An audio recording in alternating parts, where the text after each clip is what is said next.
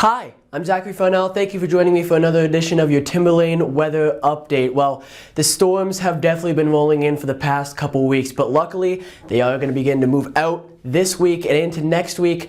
Doesn't look like we'll get a single drop of rain over the next few weeks combined. Now, yesterday's temperatures, these are Wednesday, the highs only reached into the 30s. We saw the highs barely reaching freezing, but much of the country is going to hold the secret for what we're going to be expecting the next couple weeks. Look at this. This is a huge warm section across much of the middle section of the country. If you're in towards Texas, you may even be seeing 80-degree weather all the way up into Canada. The 60s are spreading. So this holds the key for what we'll be seeing in our future. Now, we began to see that pattern develop overnight. The temperatures didn't drop much at all. In fact, in Boston, the high temperature was recorded this morning. The temperatures only got warmer as the night went on and the pattern continued into today.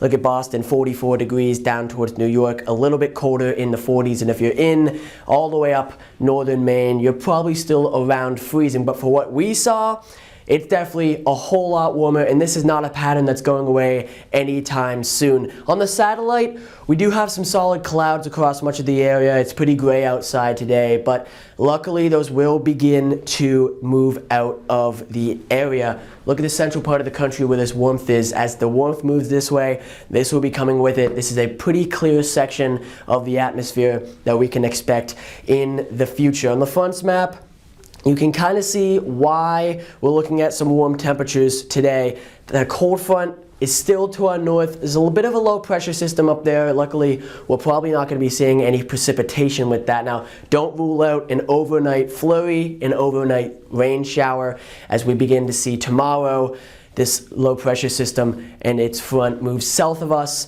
dropping the temperatures to the mid-30s once again, but not quite freezing, luckily.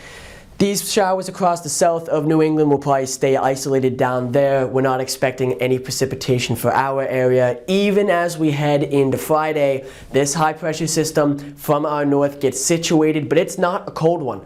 For once in January, we're expecting some temperatures that could break some records. Now, that is not a certainty, but it's going to be warm, that is for sure. It's all going to come with this low pressure system. As the high stays in place this low, it's actually going to not transport any of this rain that we see across much of the country.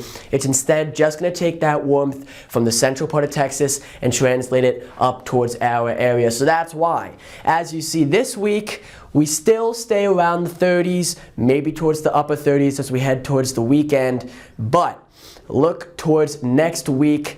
Look at Wednesday, warming up. Thursday, Friday, Saturday, it stays warm, maybe even breaking into the 50s as we head towards next weekend. The sun should be shining on most of these days, and it looks like it's going to be a little bit like spring. So, finally, a break in the storms. We're finally expecting to see something different other than constant rain, snow, and ice. So enjoy it while you can, because I'm sure Mother Nature will not let this one slide for very long. Thank you very much for joining me. I'm Zach Farnell.